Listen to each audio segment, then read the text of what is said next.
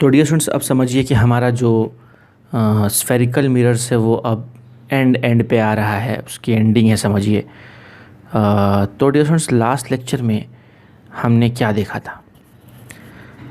अच्छा, last lecture में क्या देखा था उसकी भी चर्चा करेंगे, लेकिन उसके पहले मैं कुछ बात बता दूं आपको कि देखो, रे ऑप्टिक्स जो है, मैं प्रीवियस ईयर्स पेपर्स एनालाइज कर रहा था नीट के, और देखा गया कि पिछले 7-8 साल से डियर स्टूडेंट्स, रे ऑप्टिक्स से कम 3 सवाल आते ही आते हैं। सिर्फ रे ऑप्टिक्स से, है ना। वेव ऑप्टिक्स से 2 सवाल और रे ऑप्टिक्स से 3 सवाल। ठीक है, तो टोटल ऑप्टिक्स से 5 सवाल आ जाते हैं डियर स्टूडेंट्स। ठीक है। दूसरा ये है कि जहाँ तक मैंने ऑब्ज़र्व किया है कि रिफ्लेक्शन से ज़रा कम सवाल आते हैं, ज़्यादा सवाल जो है वो रिफ्रैक्शन वगैरह से आते हैं। मतलब आगे चल के आप पढ़ेंगे लेंसेस से सवाल आते हैं, प्रिज्म से सवाल आते हैं, ये सबसे सवाल थोड़े ज़्यादा आते हैं। और रिफ्लेक्शन यानी प्लेन मिरर, स्फेरिकल मिरर्स, ये सबसे सवाल थोड़े कम आते हैं। लेकिन फिर भी हम किसी तरह का चांस नहीं लेंगे डियर स्टूडेंट्स, इसलिए मैं आपको डेप्थ में अच्छे से पढ़ा रहा हूँ। ठीक है, ऑलराइट। तो चलो आओ देखते हैं। ये चीज़ें जो अभी मैं आपको बता रहा हूँ, थोड़ा आपको हो सकता है थोड़ी डिफ़िकल्ट लग रही हूँ, लेकिन घबराने की बात नहीं है। बस आपको फार्मूला भी अच्छे से मेमोराइज़ कर लिया और फार्मूला कैसे यूज़ कर रहे हैं ये भी समझ में आ गया तो मोर देन इनफ हो जाएगा। आप चाहें तो नीट के प्रीवियस ईयर्स के प्रॉब्लम्स भी सॉल्व कर सकते हैं डियर स्टूडेंट्स, आपको और कॉन्फिडेंस आएगा, आपको बात समझ में आएगी, प्रॉब्लम का लेवल आपको समझ में आएगा। मैं जानबूझ के थोड़े एग्जाम्पल्स भी थोड़े डिफ़िकल्ट लेता हूँ कभी कभी, ताकि आपको थोड़ा कॉन्फिडेंस बढ़े। ठीक है, और थोड़ा कॉन्सेप्ट बिल्डअप हो, इसलिए मैं थोड़ा कभी कभी थोड़ा डिफ़िकल्ट एग्जाम्पल्स भी लेता हूँ। ठीक है, एनीवेज, तो अब आपको स्क्रीन पे अपने फॉर्मूला दिख रहा होगा डियर स्टूडेंट्स। तो हमने ये जो है ये फार्मूला देखा था। ठीक, ये फार्मूला बड़ा काम का फार्मूला है, ये हमारी बहुत मदद करता है। अब ये फार्मूला किस चीज़ में मदद करेगा? इस चीज़ में मदद करेगा। क्या दिख रहा है आपको dear students? Relation between object velocity and image velocity in spherical mirrors. Dear students, याद करें आप कि हमने प्लेन मिरर के अंदर में पढ़ा था relation between object velocity and image velocity. तो वहाँ पे हमने एक्स एक्सिस के लॉन्ग अलग निकाला था रिलेशनशिप, वाई एक्सिस के लॉन्ग अलग और जेड एक्सिस के लॉन्ग अलग, ऐसा अलग अलग निकाला था। तो वहाँ हमने देखा था कि velocity of image with respect to mirror is equal to minus of velocity of object with respect to mirror, X axis के लॉन्ग, और वाई के long V I M is equal to V O M, और Z के long भी V I M is equal to V O M. सिर्फ x के along V I M is equal to minus V O M, ये हमने देखा था कहाँ? प्लेन मिरर में। लेकिन स्फेरिकल मिरर में क्या रिलेशनशिप है वो भी अभी हम समझने की कोशिश करते हैं। उसके लिए कुछ नहीं डियर स्टूडेंट्स, अभी जो हमने फॉर्मूला देखा, कौन सा फॉर्मूला? ये वाला फॉर्मूला। इसी फॉर्मूला को क्या करना है कि डिवाइड कर दो, बोथ द साइड्स dt से डिवाइड कर देंगे। तो पहले मैं फॉर्मूला लिखता हूँ। तो फॉर्मूला कुछ इस प्रकार से, dv is equal to minus M square into D U, ये हमारा फार्मूला है। अब हमें करना ये है कि dividing both sides by dt। तो dt से डिवाइड करेंगे तो ये ऐसा हो जाएगा, dv upon dt is equal to minus M square into D U upon D T. ठीक, अब मैं यहाँ पे कुछ बात लिखता हूँ। ये dv अपॉन dt क्या है? ये है velocity of image with respect to mirror. Mirror के रिस्पेक्ट में क्यों है ये? क्योंकि देखो, ये जो इमेज डिस्टेंस v है वो तो मिरर के रिस्पेक्ट में होता है, तो ये वेलोसिटी भी किसके रिस्पेक्ट में होगी? मिरर के रिस्पेक्ट में होगी। सिमिलरली यहाँ जो ऑब्जेक्ट डिस्टेंस u है, ऑब्जेक्ट डिस्टेंस भी हम मिरर के रिस्पेक्ट में लेते हैं। तो इसका मतलब है कि ये जो वेलोसिटी होगी ऑब्जेक्ट की, वो भी किसके रिस्पेक्ट में होगी? मिरर के रिस्पेक्ट में होगी।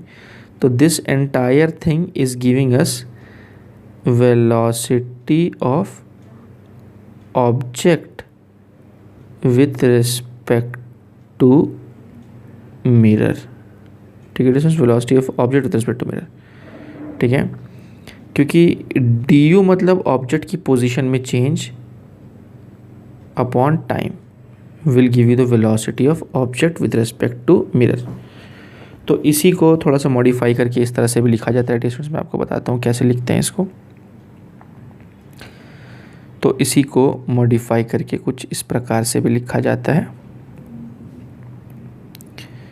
कि velocity of image with respect to mirror, यानी velocity of image with respect to mirror is equal to minus M square into velocity of object with respect to mirror. ठीक है, तो इसको आप ऐसा लिखें डियर स्टूडेंट्स, इस तरह से लिखें, है ना। वेक्टर फॉर्म में भी लिख सकते हैं पर ज़रूरत नहीं उतना हाई लेवल की हमको, है ना। और उसके बाद हम चाहें तो इसको ऐसा भी लिख सकते हैं, velocity of image with respect to mirror is equal to minus, अब ये जो एम स्क्वायर है इसको हम क्या लिख सकते हैं, वी अपॉन यू का whole square into velocity of object with respect to mirror, ऐसा लिख लो।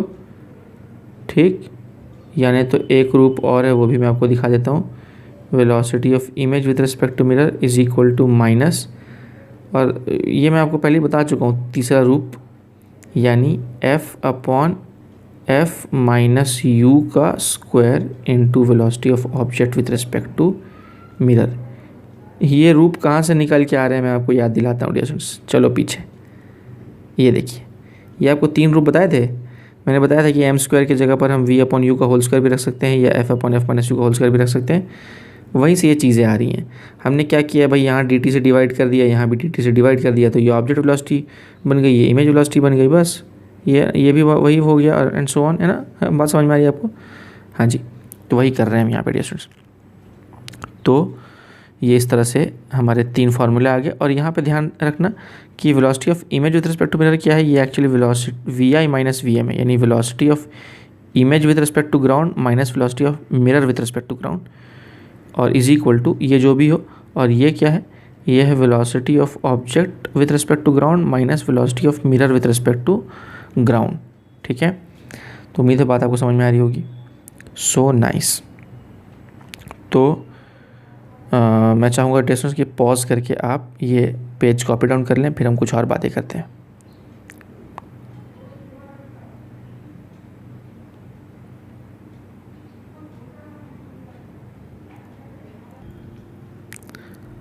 तो डिस्टेंस अभी अभी जो हमने फार्मूला देखा उसी के बारे में ये नोट भी है कि जो D U by D T और D V by D T हम देख रहे हैं, they are the velocities with respect to mirror and not with respect to ground, है ना। ये जो D U by D T है ये ऑब्जेक्ट की velocity with respect to mirror है, और ये D V by D T image की velocity with respect to mirror है ना, not with respect to ground. लेकिन जब मिरर रेस्ट पे रहेगा, अगर मान लो मिरर रेस्ट पे है, तो फिर क्या होगा, तो फिर ये जो D U by D T है वो ऑब्जेक्ट की velocity with respect to mirror बोलो या विथ रिस्पेक्ट टू ग्राउंड बोलो, बात एक ही बन जाती है। Then the velocity of object और image with respect to mirror is same as velocity of object और mirror with respect to ground. यानी अगर मिरर रेस्ट पे है और मान लो ये ऑब्जेक्ट है, अभी मैंने प्लेन मिरर बना दिया है, कोई बात नहीं, मिरर कोई भी रहे, तो अगर मान लो कि ऑब्जेक्ट की वेलोसिटी 5 मीटर पर सेकेंड है, तो ये 5 मीटर पर सेकेंड क्या है, ये ऑब्जेक्ट की velocity with respect to mirror बोलो अगर मिरर रेस्ट पे है तो 5 metre per second is the velocity of object with respect to mirror बोलो या विथ रिस्पेक्ट टू ग्राउंड बोलो, ये ग्राउंड एक ही बात होगी। क्यों? क्योंकि इसके रिस्पेक्ट में भी वो 5 होगा और इसके रिस्पेक्ट में भी वो 5 ही होगा अगर ये दोनों रेस्ट पे हैं तो। ठीक है, वही ये बताना चाह रहा हूँ। उम्मीद आपको बात समझ में आ गई होगी, नहीं भी समझ में आया तो कोई घबराने की बात नहीं है, सीधा प्रॉब्लम पे आ जाते हैं और प्रॉब्लम सॉल्व करते ही हमको सब दुविधा जो है दूर हो जाएगी। आओ देखते हैं प्रॉब्लम पढ़ते हैं। आप चाहें तो पॉज करके ना अच्छे से रीड करो इस प्रॉब्लम को और ट्राई करो, सॉल्व करने की कोशिश करो, देखो आपसे सॉल्व हो रहा है कि नहीं हो रहा है। तो चलो मैं पढ़ता हूँ प्रॉब्लम। तो a mirror of radius of curvature 20 centimetre है ना, तो रेडियस ऑफ कर्वेचर 20 सेंटीमीटर, तो मैं लिख लेता हूँ पहले ही आर जो है, अब कॉनकेव मिरर हमको दिख रहा है तो मैं -20 सेंटीमीटर लिख देता हूँ। ठीक है, and an object which is placed at A distance of 15 centimetre, यानी ऑब्जेक्ट डिस्टेंस जो है वो 15 सेंटीमीटर है तो -15 लिख देता हूँ। आर पता है तो एफ भी पता है, इसका आधा कर दो तो -10 सेंटीमीटर। ठीक है, अच्छा, are both moving with velocities 1 metre per second and 10 metre per second, वो तो हमको क्वेश्चन में दिख ही रहा है, डायग्राम में हमको दिख रहा है उसकी ऑब्जेक्ट की वेलोसिटी 10 है और मिरर की वेलोसिटी जो है वो 1 है। ठीक है, as shown in the figure find the velocity of image at this situation. यानी हमको क्या निकालना है, हमको निकालना है वेलोसिटी ऑफ इमेज, यानी velocity of image with respect to ground, ये हमें निकालना है ना। सिर्फ वेलोसिटी ऑफ इमेज लिखा है, मतलब वो by default velocity of image with respect to ground है ना। यस, जैसे मैं बोलता हूँ कि भाई मेरे कार की वेलोसिटी 20 किलोमीटर पर आवर है, तो मतलब किसके रिस्पेक्ट में, ग्राउंड के रिस्पेक्ट में, है ना। हाँ, आगे पीछे कुछ नहीं लिखा, मतलब वो ग्राउंड के रिस्पेक्ट में। ठीक, वही हमें निकालना है। तो बस हम काम पे लग जाएंगे। हमारा फार्मूला हमें पता है। अब हमारा फार्मूला क्या है, पहले मैं आपको फार्मूला लिख के बताता हूँ। फार्मूला हमारा ये है, velocity of image with respect to mirror is equal to, चलो मैं पीछे ले चलता हूँ आपको। ये रहा, ये 3 फार्मूले दिख रहे हैं आपको, ये 3 फार्मूला दिख रहे हैं। ठीक, तो इसमें हमारे पास स्टूडेंट्स वेलोसिटी ऑफ मिरर हमारे पास है, यस है, वेलोसिटी ऑफ मिरर है, वेलोसिटी ऑफ ऑब्जेक्ट भी है। ठीक है, और ये वेलोसिटी ऑफ इमेज तो हमें निकालना है। ठीक, अच्छा, और हमारे पास क्या क्या है, देखो हमारे पास फोकल लेंथ है और ऑब्जेक्ट डिस्टेंस है। तो सबसे अच्छा इसमें से कौन सा फार्मूला यूज़ करना रहेगा, थर्ड वाला फार्मूला सबसे अच्छा रहेगा हमारे लिए, क्योंकि इसमें इमेज डिस्टेंस निकालने का कोई झमेला नहीं है। तो सीधा मैं थर्ड फार्मूला अप्लाई करता हूँ। तो मैं थर्ड फार्मूला लिख रहा हूँ यहाँ पे। तो थर्ड फार्मूला मैं लिखता हूँ प्यारे बच्चों,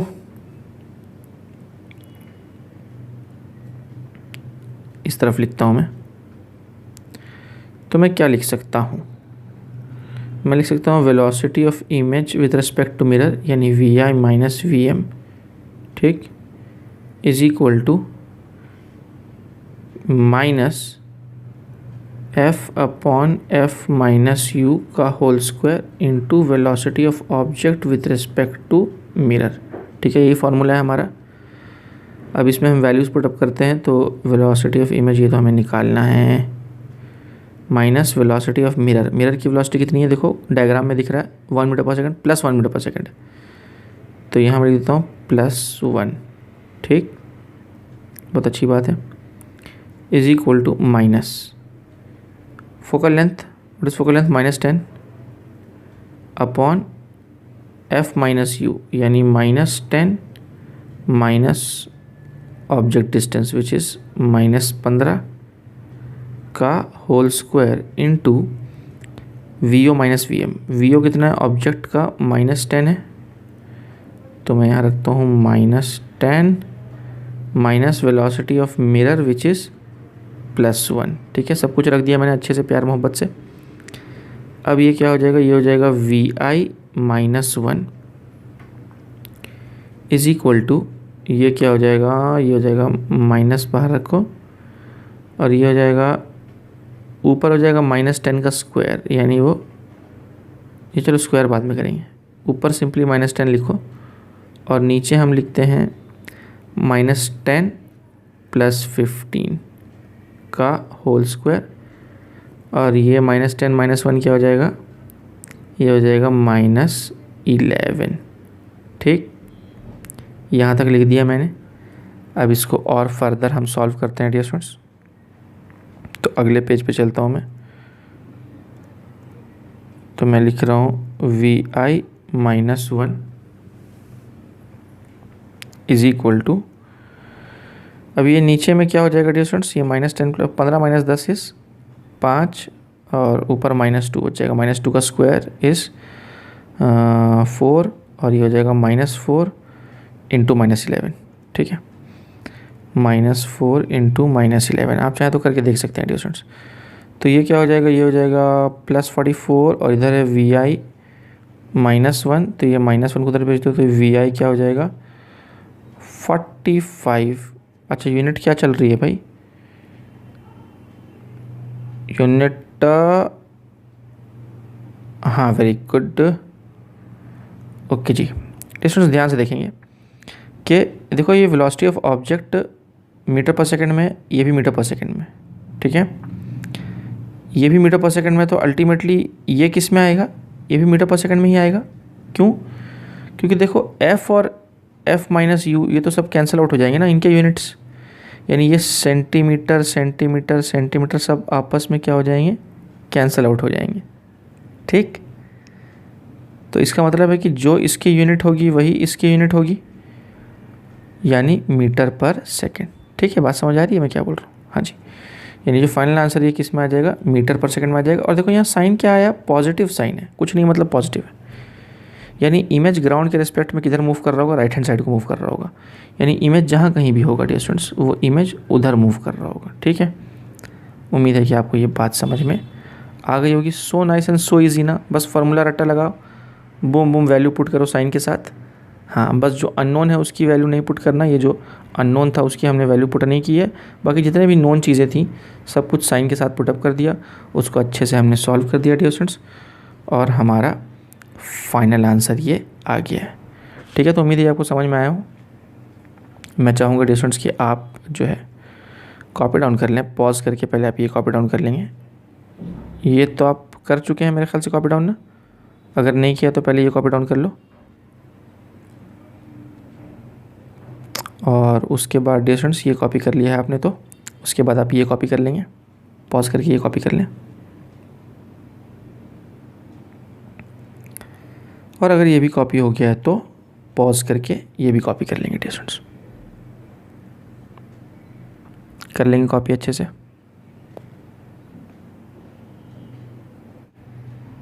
तो डियर स्टूडेंट्स मैं आपको वापस लेके आया हूँ इस टेबल पे। ये टेबल तो आपको याद ही होगा, कितनी बार अब तक हमने देख लिया ये टेबल, है ना। So nice. तो आप ध्यान से देखिए डियर स्टूडेंट्स, तो हमने ये रिलेशनशिप इस्टेब्लिश किया लेंथ ऑफ इमेज और लेंथ ऑफ ऑब्जेक्ट के बीच में। कब? जब ऑब्जेक्ट को प्रिंसिपल एक्सिस के अलोंग रखा जाए, यानी जब ऑब्जेक्ट को प्रिंसिपल एक्सिस के अलोंग इस तरह से रखा जाए, तो उस केस में लेंथ ऑफ ऑब्जेक्ट और लेंथ ऑफ इमेज के बीच में ये रिलेशनशिप हमने देखा। यहाँ पे जो है ये एम स्क्वायर कौन सा एम है, ये देखा जाए तो ये वाला एम है। ठीक है, बात समझ में आ रही है? हाँ जी। अच्छा, तो ये रिलेशनशिप लेंथ ऑफ इमेज और लेंथ ऑफ ऑब्जेक्ट के बीच में। अच्छा, ये कब है? जब ये लेंथ बहुत स्मॉल हो तभी ये लगता है ना। हाँ जी, ये स्मॉल होना चाहिए तभी ये लगेगा। ठीक है, एनीवेज डिस्टेंस यहाँ पर अगर आप देखें ट्रांसवर्स यानी लैटरल मैग्नीफिकेशन में, ये रिलेशनशिप मैं आपको बता रहा हूँ, तो इसमें मैग्नीफिकेशन क्या है? मैग्नीफिकेशन है HI/HO, मतलब ये I/O एक्चुअली HI/HO। ठीक है, तो यहाँ से हम क्या लिख सकते हैं स्टूडेंट्स? यहाँ पर से हम लिख सकते हैं कि height of image is nothing but m times height of object, ये लिख सकते हैं हम। अच्छा, ये मैं आपको क्यों बता रहा हूँ? मैं चाहता हूँ स्टूडेंट्स कि आप इस फार्मूला को इस फार्मूला से कंपेयर करें। कंपेयर करें स्टूडेंट्स, आप देखो लेंथ ऑफ इमेज बोलो या हाइट ऑफ इमेज बोलो, बात तो एक ही है, क्योंकि लेंथ तो एक तरह से हाइट भी लेंथ ही है ना, एक तरह से देखा जाए तो, है जी। हाँ, बस वही है कि मान लो ये मिरर है, ये प्रिंसिपल एक्सिस है, बस ये है कि इस केस में ऑब्जेक्ट ऐसा रखा हुआ है, तो ये हाइट ऑफ इमेज है, मतलब वही लेंथ ऑफ इमेज है, और इस केस में ऑब्जेक्ट ऐसा रखा हुआ है, तो ये हाइट ऑफ इमेज है, मतलब लेंथ ऑफ इमेज है ना। बस एक में ऑब्जेक्ट लेटा है, एक में ऑब्जेक्ट खड़ा है, वरना हाइट और लेंथ तो एक ही बात है। हाँ जी, लेकिन खड़े रहने और लेटे रहने की वजह से एक डिफरेंस आया, और वो डिफरेंस क्या है कि जब ऑब्जेक्ट खड़ा रहेगा तो यहाँ पर सिर्फ m होगा, और जब ऑब्जेक्ट लेटा रहेगा तो यहाँ पे m का स्क्वायर होगा। बात समझ में आ रही है स्टूडेंट्स? जब ऑब्जेक्ट लेटा रहेगा तो यहाँ m का स्क्वायर होगा, और जब ऑब्जेक्ट खड़ा रहेगा तो यहाँ सिर्फ m होगा। ठीक है, बात समझ आ रही है आपको? हाँ जी। तो अब चलो इसी बात पे हम आगे बढ़ते हैं और हम देखते हैं एरियल मैग्नीफिकेशन। स्टूडेंट्स, इसके बारे में बेसिक बातें आपको बता चुका हूँ कि 2D ऑब्जेक्ट के लिए ये मैग्नीफिकेशन होता है सच दैट कि वो जो प्लेन है it should be perpendicular to the principal axis. वो जो प्लेन आपको दिख रहा है, this plane should be perpendicular to the principal axis. यहाँ पे आपको ये प्रिंसिपल एक्सिस भी दिखाई दे रही होगी। ठीक है, तो स्टूडेंट्स ये हमारा ऑब्जेक्ट है और ये हमारा इमेज है। तो अब हमको पता है कि यहाँ पे हम कौन सा फॉर्मूला लगाएंगे। देखो, अगर इसको हम ऑब्जेक्ट माने तो उसका इमेज ये है, है ना, और इस साइड को एक ऑब्जेक्ट माने तो उसका इमेज ये है, ठीक। अच्छा, तो यहाँ पे हम देख रहे हैं कि ये वाली जो साइड है वो प्रिंसिपल एक्सिस के परपेंडिकुलर है, और ये वाली जो साइड है ये भी प्रिंसिपल एक्सिस के परपेंडिकुलर है। तो जब कोई साइड प्रिंसिपल एक्सिस के परपेंडिकुलर हो तो उस केस में हम ये वाला फॉर्मूला लगाते हैं, यानी H I is equal to M times H O, H I is equal to M times H O. तो वही यहाँ पे किया गया है कि ये एच आई है जो कि एम टाइम्स एच ओ है। आप देख रहे हैं स्टूडेंट्स, ये एम ए क्यों लिखा गया है, और सिमिलरली ये जो एच आई है वो इस एच ओ का एम टाइम्स है। बात समझ में आ रही है स्टूडेंट्स आपको? अगर समझ आ रही तो बहुत अच्छी बात है, अगर नहीं भी समझ में आ रही तो कोई बात नहीं, फाइनल फार्मूला रट्टा लगा लेने का, ठीक है। चलो आगे बढ़ते हैं। तो एरियल मैग्नीफिकेशन का बेसिक फार्मूला क्या है? Area of image upon area of object. Lateral magnification क्या था? लैटरल मैग्नीफिकेशन था height of image upon height of object ना। तो एरियल मैग्नीफिकेशन को उसने एमएस बोला है, तो एरियल मैग्नीफिकेशन को क्या बोला है? Area of image upon area of object, ठीक है। अब इमेज का एरिया, ये जो इमेज है इसका एरिया क्या होगा डियर स्टूडेंट्स? ये होगा M A into M B, ठीक। और नीचे जो ऑब्जेक्ट है, यानी ये जो ऑब्जेक्ट का एरिया है ये क्या होगा? ये होगा ए इंटू बी। अब उसने सॉल्व किया तो ये ए बी और ए बी कैंसिल आउट हो जाएंगे, तो अल्टीमेटली क्या बचेगा? अल्टीमेटली बचेगा एम स्क्वायर। यानी aerial magnification is nothing but lateral magnification का square. Aerial magnification is lateral magnification का स्क्वायर, ठीक है। तो वही उसने यहाँ लिखा है कि aerial magnification is nothing but lateral magnification का स्क्वायर बोलो या ए आई अपॉन ए ओ बोलो, ठीक है स्टूडेंट्स। तो उम्मीद है कि ये भी बात आपको समझ में आ गई होगी। सो इजी ना। मैं चाहूँगा कि आप पॉज करके ये कॉपी डाउन कर लेंगे, ठीक है। थोड़ा सा टाइम दे रहा हूँ मैं आपको।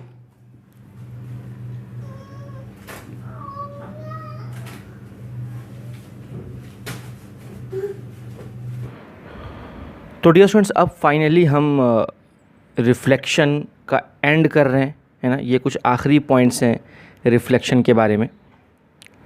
Reflection due to spherical mirrors में ये जो पॉइंट आपको दिख रहा है ये है स्फेरिकल एबरेशन इन मिरर्स, ठीक है।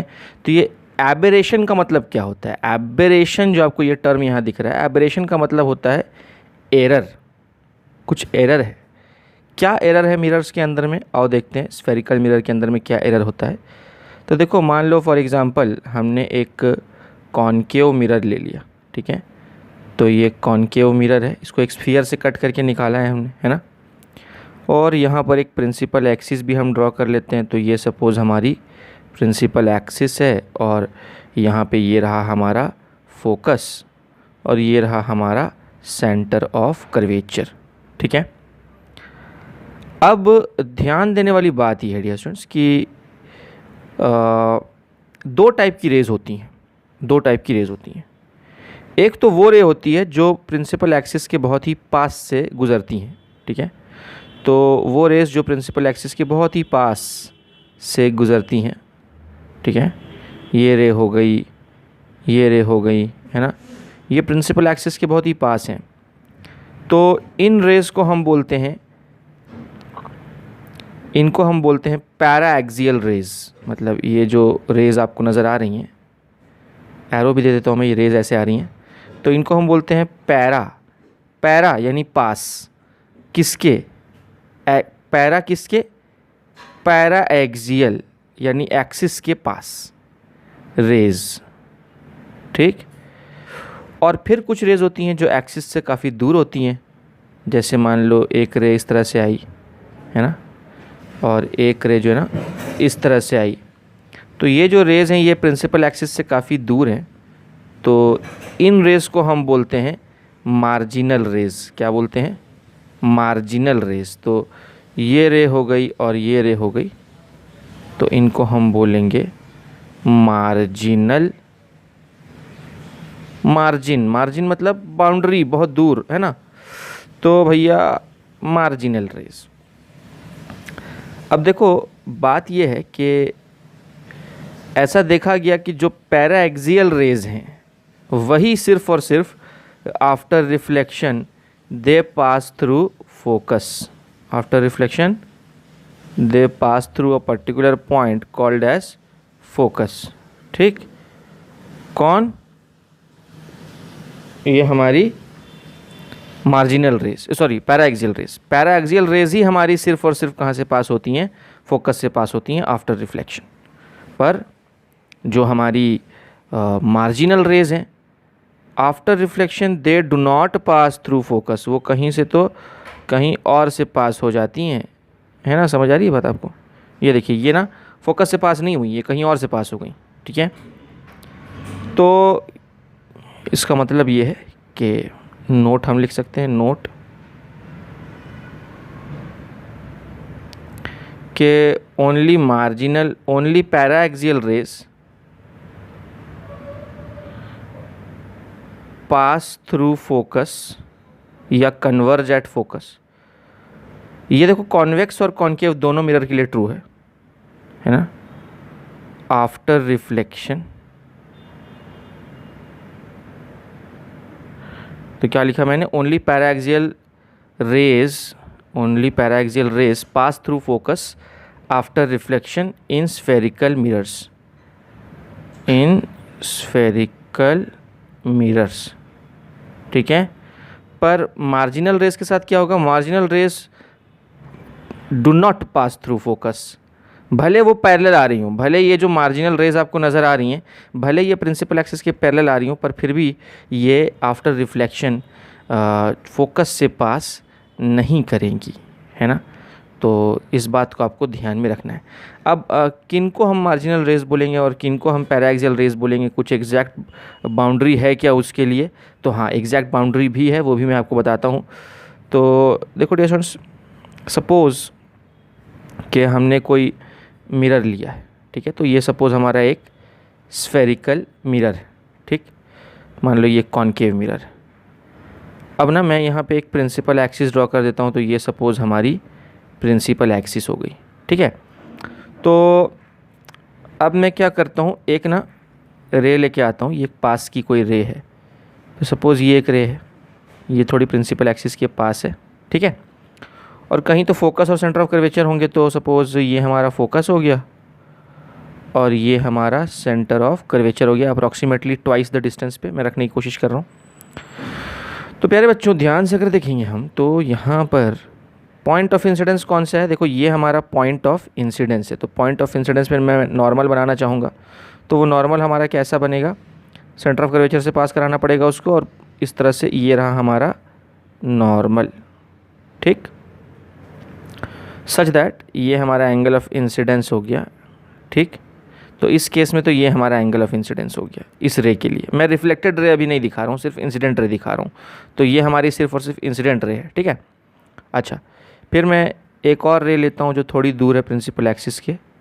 तो दूसरी रे लेता हूँ मैं जो थोड़ी सी दूर है प्रिंसिपल एक्सिस के। तो सपोज़ ये एक रे ले लिया मैंने, ठीक है? ये थोड़ी सी दूर है प्रिंसिपल एक्सिस से। इसके लिए भी अगर मैं नॉर्मल ड्रॉ करूँ पॉइंट ऑफ इंसिडेंस पे, तो इसके लिए नॉर्मल ये होगा, ये देखो, ठीक? और फिर मैं एक और रे लेता हूँ प्रिंसिपल एक्सिस से थोड़ी और दूरी पर, ये रे ले लिया मैंने, मान लो, ठीक? और ये एक रे इंसिडेंट रे हो गई, ये एक इंसिडेंट रे हो गई। और इसके लिए भी मैं ड्रॉ कर देता हूँ हमारा normal at the point of incidence. तो ये रहा normal at the point of incidence. अब बड़े ही ध्यान से हम एंगल ऑफ इंसिडेंस को देखते हैं। तो नीचे वाला एंगल ऑफ इंसिडेंस मैं बना चुका हूँ, इसका एंगल ऑफ इंसिडेंस ये रहा और इसका एंगल ऑफ इंसिडेंस ये रहा, ठीक है?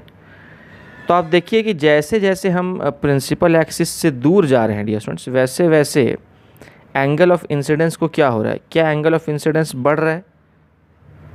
क्या एंगल ऑफ इंसिडेंस बड़ा होता जा रहा है? आपको दिख रहा है कि ये एंगल छोटा है और ये एंगल और बड़ा हो चुका है। जैसे इसे ऊपर जा रहे हैं, ये थोड़ा छोटा है, फिर ये उससे बड़ा है, ये उससे और बड़ा है। आपको दिख रहा है ऐसा? हाँ जी। तो पता ये चला कि जैसे जैसे हम प्रिंसिपल एक्सिस से दूर जाएंगे, इंसिडेंट रेज जो है वो प्रिंसिपल एक्सिस से जैसे जैसे दूर जाएंगी, वैसे वैसे एंगल ऑफ इंसिडेंस बढ़ता जाएगा, ठीक है? तो इसका मतलब ये है कि अब अगर हम बात करें एंगल ऑफ इंसिडेंस की, तो the rays which have angle of incidence less than 5 degree, जिनका एंगल ऑफ इंसिडेंस 5 डिग्री से कम होता है, are called as paraxial rays, यानी एक्सिस के पास वाली रेज। ठीक है, और जाहिर सी बात है कि the rays which have angle of incidence greater than 5 degree are called as marginal rays, है ना।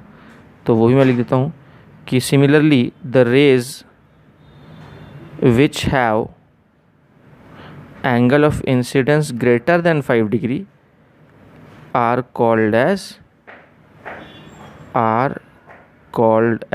which rays? Marginal rays are called as marginal rays। ठीक, तो ये 2 पॉइंट्स आपको ध्यान में रखना है। तो अगर मान लो कि भाई ये वाला एंगल 5 डिग्री से कम है, तो ये वाली जो रे है ये पैराएक्सियल कहलाएगी, और ये क्या कहलाएंगी? मार्जिनल कहलाएंगे, अगर उनका एंगल ऑफ इंसिडेंस 5 डिग्री से ज़्यादा है तो।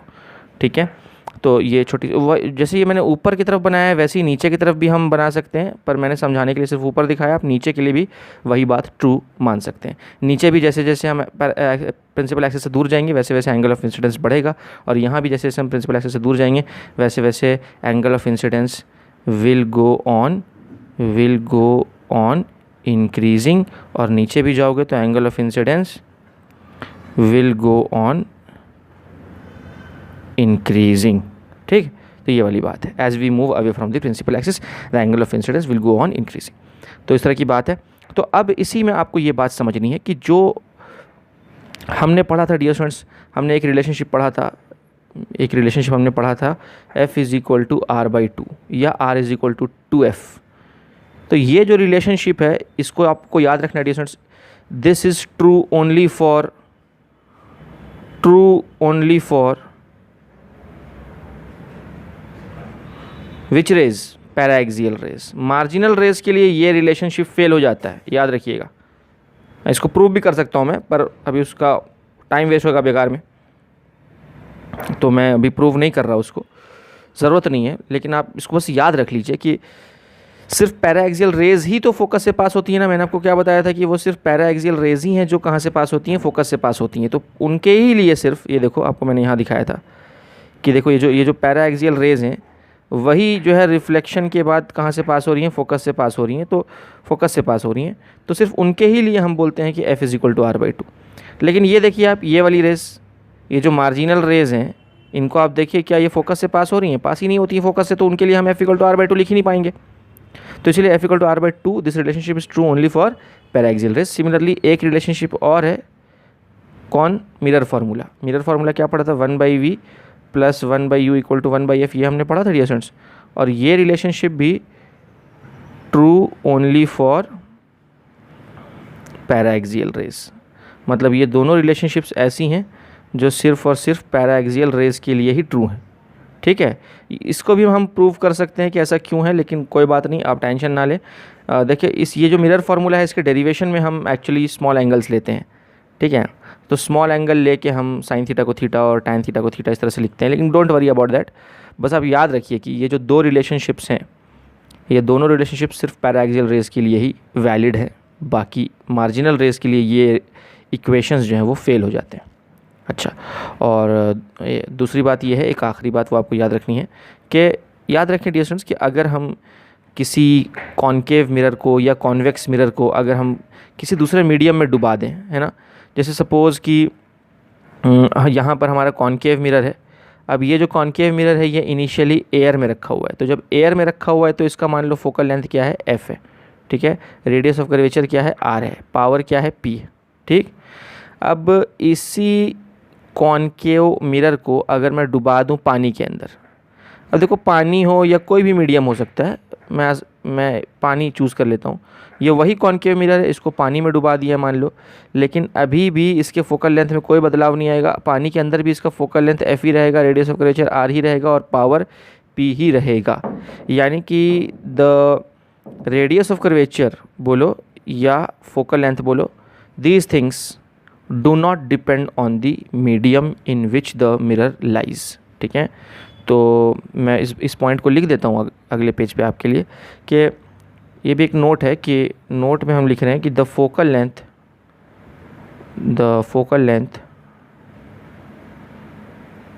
इसी में रेडियस ऑफ कर्वेचर भी शामिल है, पावर भी शामिल है, क्योंकि पावर भी फोकल लेंथ पे डिपेंड करता है ना। तो the focal length of a spherical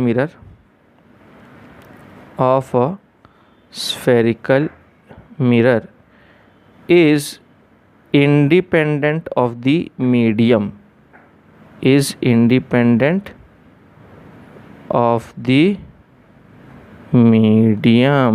ठीक है, independent of the medium in which the mirror is kept,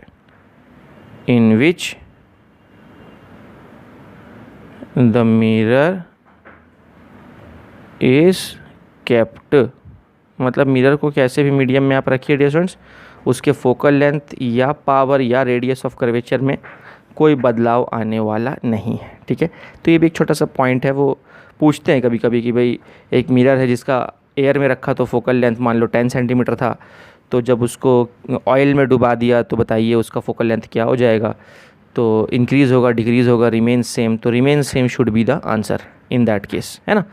तो यही छोटी सी बात थी जो मैं आपको बताना चाहता था।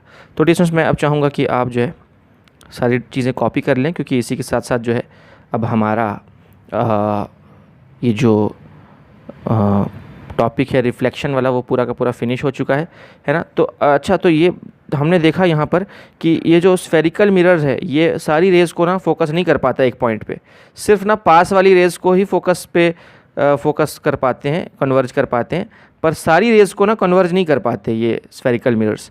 तो उसके लिए हम क्या यूज़ करते हैं, उसके लिए हम यूज़ करते हैं पैराबोलिक मिरर्स।